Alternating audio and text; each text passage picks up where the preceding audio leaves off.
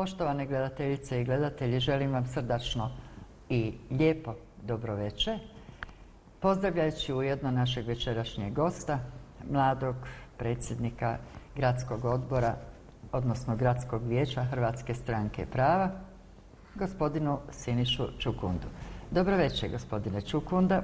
Srdačno vas pozdravljam u emisiji Dvojbe, koja evo se uključuje sada u trend pozivanja svih političkih stranaka, jer krećemo u predizborne postupke, a to je predstavljanje stranki, rasprava o njihovim mogućnostima, rasprava o problemima koje trenutačno imate.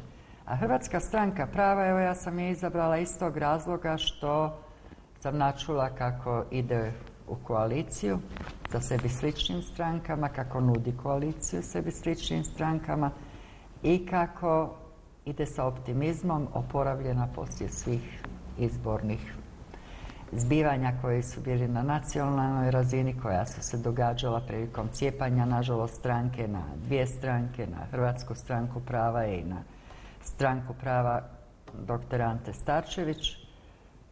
Za mene to uvijek bilo isto, mislim i besmisleno. Pa evo, pitaću vas ja, da li je besmisleno jednu staru, u stvari najstariju političku stranku u Lijepoj našoj stvarno rascijepiti na dvije Hrvatske stranke prava nakon izbora 2007. godine. Da li je to bilo potrebno? Da. Evo, kao prvo, dobra večer, hvala što ste me pozvali u emisiju. Slažem se s vama da je besmisleno. Naime, kad razgovarate sa ljudima na ulici i nakon prošlih parlamentarnih izbora i dan danas i za možda 2-3 mjeseca, svi će vam govoriti kako članovi Hrvatske stranke prava, tako i ostalih pravaških opcija, kako žele da pravaši budu ujedinjeni. Čak neki ljudi koji su i glasali i za nekakve druge desne stranke nisu htjeli glasati za Hrvatsku stranku prava i njoj slične stranke iz razloga što bi na taj način smatrali da je to gubljenje glasova. Da se slažem s vama govori činjenica da sam kao predsjednik Zagrebačkog HSP-a prije 10 dana potpisali smo sporazum o političkoj suradnji između Hrvatske stranke prava i Hrvatske čiste stranke prava ovdje u gradu Zagrebu. To je u stvari prvi puta da je Hrvatska čista stranka prava sa Hrvatskom strankom prava. Ovdje u gradu Zagrebu prvi puta, tako je. Eto, ja bih ovim putem i zahvalio Hrvatskoj čistoj stranci prava na odlučnosti u stvaranju te koalicije. Naime, dugo jesmo razgovarali oko svega toga, razgovaramo i sa ostalim strankama i pozvali smo i na ovoj tiskovnoj konferenciji koja je bila 12. listopada sve stranke starčevićanskog, pravaškog i demokršćanskog svjetonadzora da nam se priključe u ovoj našoj koaliciji kako bi pomogli građanima grada Zagreba. Naime, 12 godina u gradu Zagrebu, evo bit će 12 godina, na vlasti je SDP, prije toga je bio u vlasti HDZ. Puno toga se napravilo, ali puno više toga se nije napravilo. I vi danas kad prođete ulicom vidite da ljudi koji su u poodmakloj dobi, koji umjesto da u ruci drže svog unuka pa ga vode u šetnju ili u dućanu, oni nose vrećicu i traže bočice kako bi otišli i preživjeli, što je vrlo, vrlo ružno. Isto tako, ja bih napomenuo da trenutna...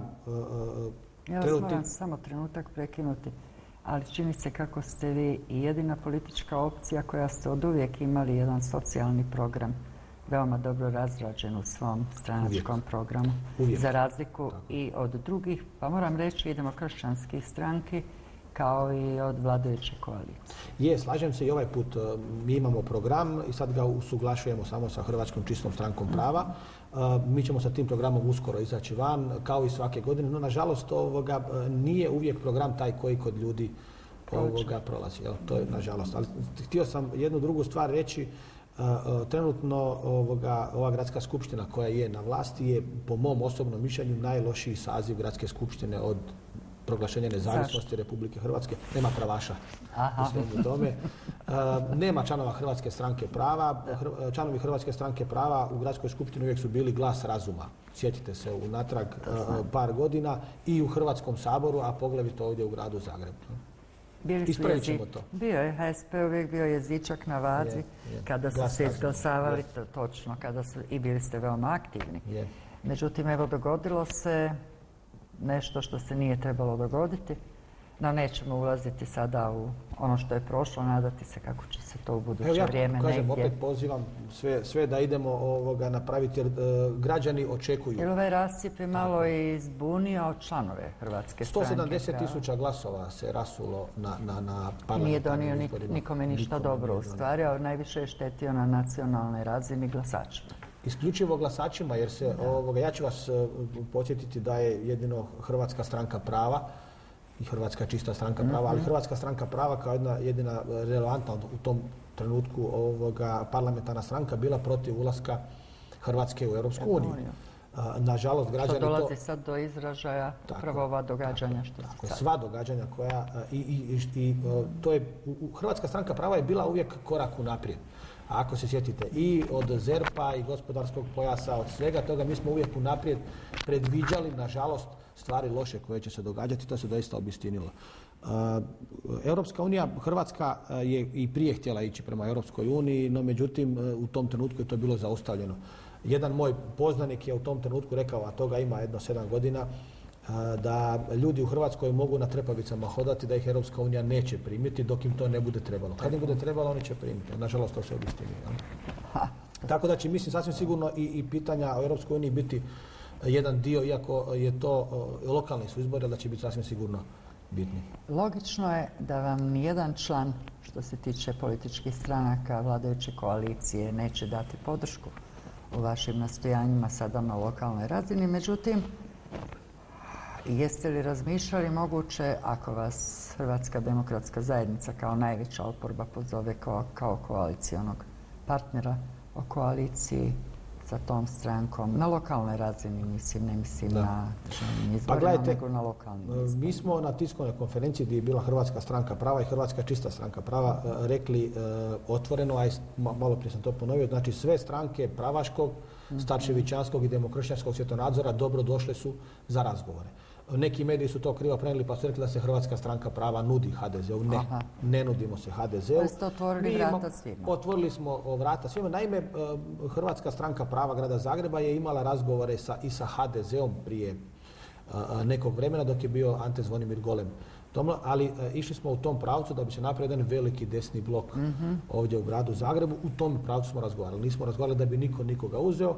Mi smo odlučili što je normalna razmjena mišljenja među političkim strankama. Mi smo odlučili napraviti tako je pravaški blok i tako smo ga i nazvali. Zovemo sve ostale stranke. Vjerujem da se može napraviti dobar rezultat, da se može polučiti dobar rezultat, da će građani prepoznati i Hrvatske i pravaški blok, znači pravaške stranke. Sad je to pravaški blok, imamo razgovore i sa još nekim političkim strankama koje nisu i pravaškog, ali desnog svjetonadzora jesu demokršćanskog. Prema tome možda će se taj blok nekako i drugačije zvati, ali svakako je težnja naših članova, težnja građana kad razgovarate s njima da traže nešto drugo i drugačije. Imali su lijevi blok, imali su HDZ sa nekakvim desnim blokom. Nije se pokazalo ni jedno ni drugo nešto jako dobro. U svakom slučaju vidite i sada ova otpuštanja i sve ostalo što se događa u gradu Zagrebu i na državnoj razini da ide u tom pravcu. Prema tome mislim da građani žele nešto drugačije, žele pravašku opciju. Ja sam uvjeren u to i u tom pravcu ćemo ići. I Hrvatska stranka prava zajedno sa Hrvatskom čistom strankom prava će u narednom razdoblju kad usuglasi program predstavit ćemo i našeg kandidata, to je bit će stranačka osoba, kandidata za gradonačelnika grada Zagreba.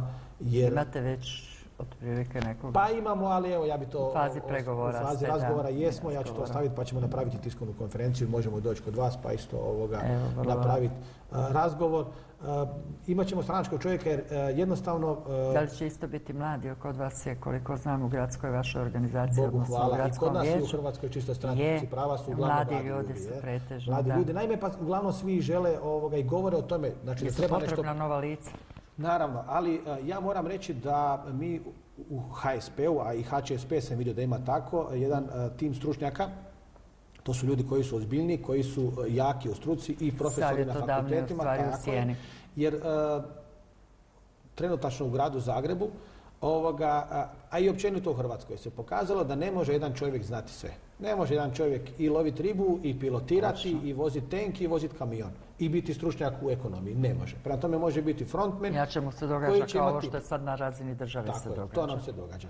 Prema tome mi imamo ljude, i mlade ljude, ali imamo i ozbiljne ljude iza kojih stoji struka, koji su savjetodavci u tako, stvari. u svakom slučaju. To je za pozdraviti.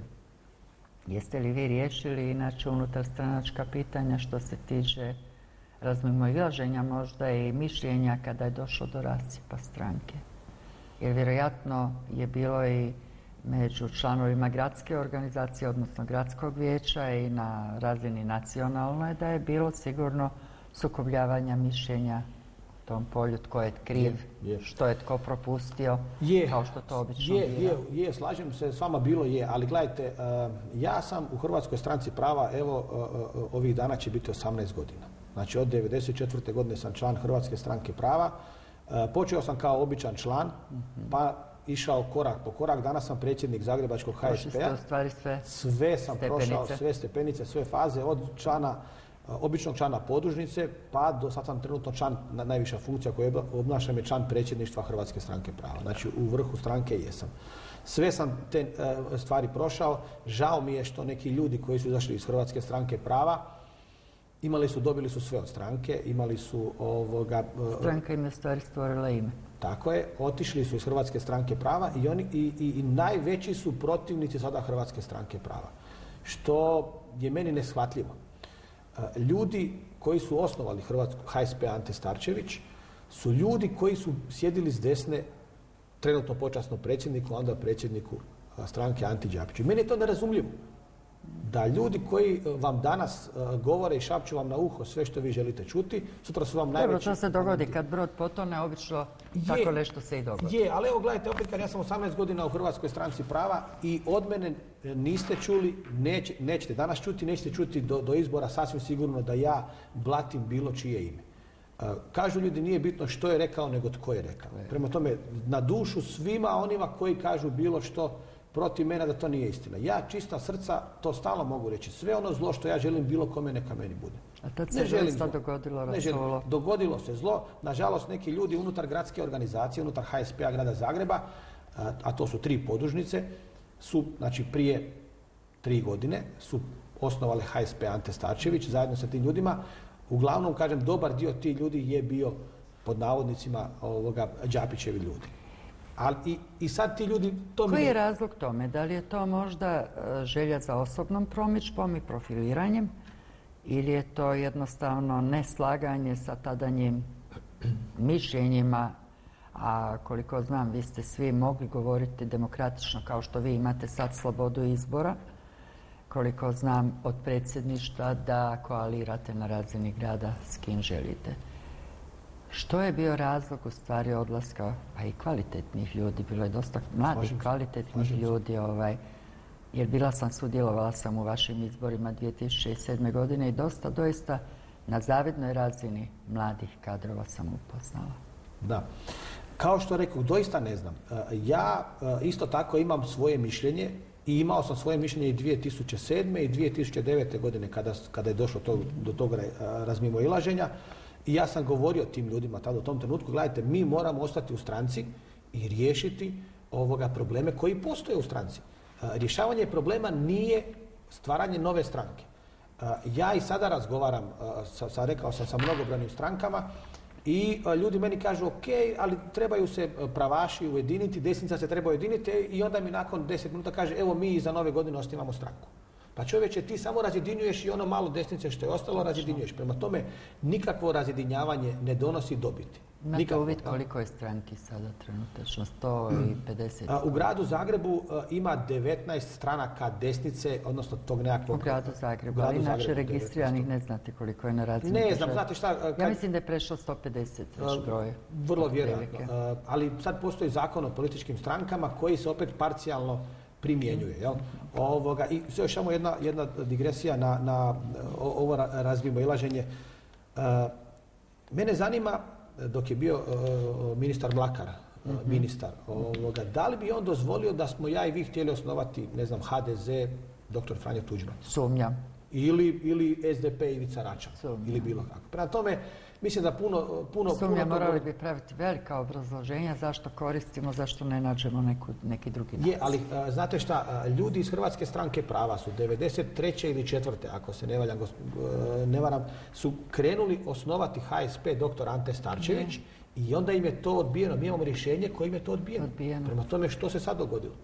Jel? Ali opet kažem, treba ići naprijed. Ja ne želim o tim ljudima Pa ništa sad ja loše govoriti. razmišljam kao da sam ja tada bila na vlasti, pa normalno da se je dozvolilo jer je trebalo maknuti jednu stranku Ili koja bi htjeli imati svoj HSP koji je pod tako vašom je, kontrolom. ili koja je stranku koja je izravno konkurent mom stranačkom programu. Ok, ali to je, to je politikanstvo Je, i to nas vodi do toga, do ove situacije u kojoj smo mi danas ovdje, da danas vas niko ne pita što vi radite, kako radite, nego licitiraju koliko ima viška zaposlenih, ko ne radi i u kom to lošem pravcu ide. Prema tome, doista je to loše.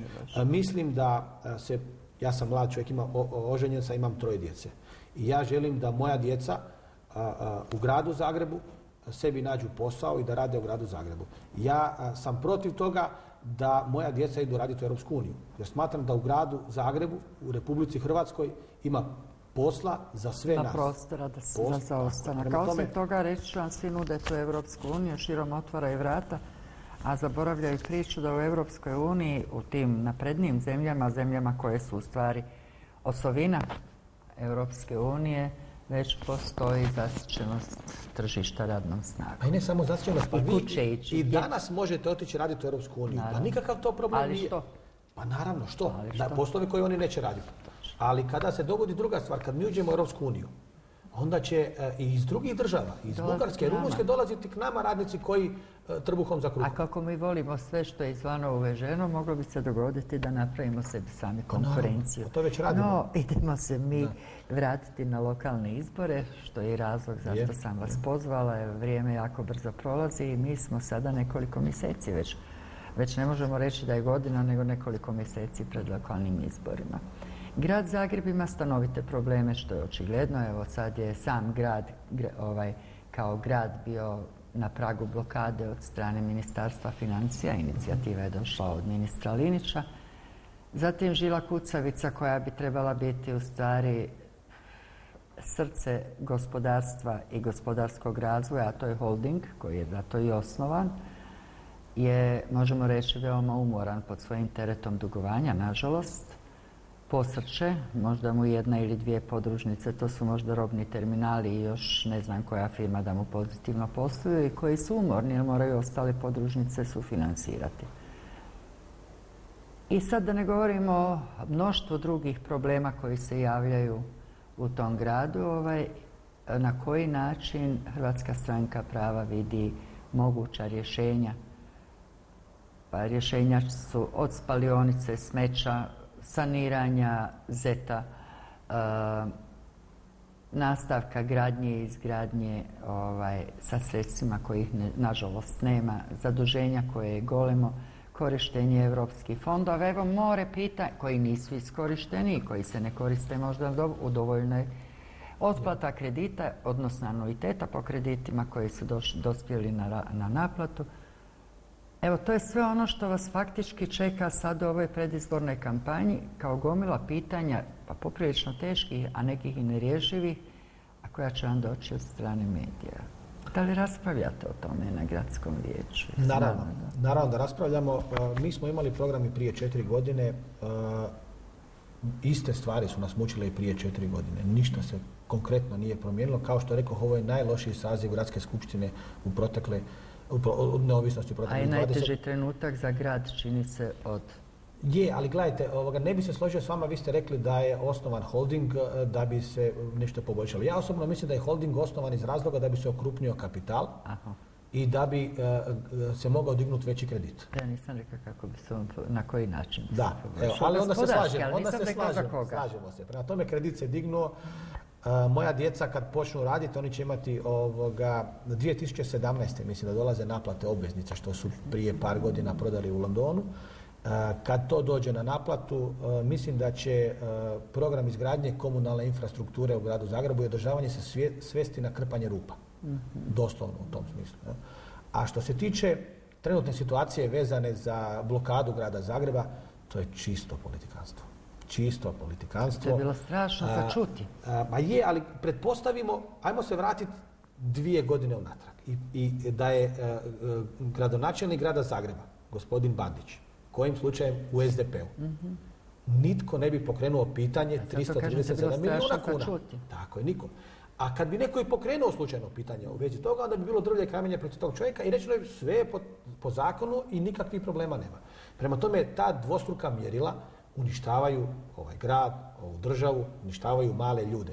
Evo, vidjeli ste 14-godišnji dječak što je napisao vladi Republike Hrvatske. Prema tome, katastrofalno stanje u gradu Zagrebu. Mi program ćemo napraviti do kraja, pa ćemo ga i prezentirati. Ali ja samo mogu reći nekoliko stvari vezano i za spalionicu, vezano i za... Koja je u stvari najgoručiji problem, čini se veći od zaduženja. Ma veći od zaduženja, problem je Z.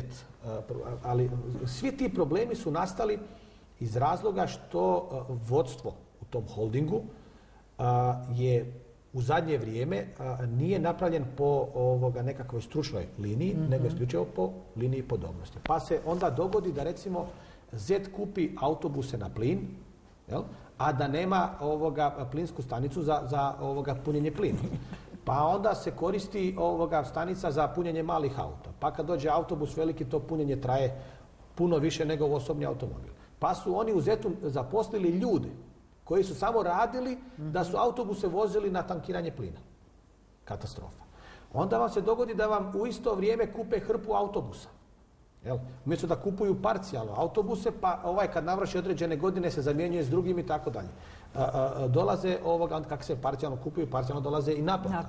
Prema tome, katastrofa. U Zagreb parkingu isto tako rade sulude stvari. Pa onda zašto ne naprave zone naplate parkiranja prema kvartovima? Doista, vi živite, vi imate sreću pa živite u centru grada i imate parkirnu karticu za cijelo vrijeme, cijeli mjesec za 120 kuna ili 100 kuna, mislim da je prva zona. Možete parkirati bilo gdje u gradu Zagrebu.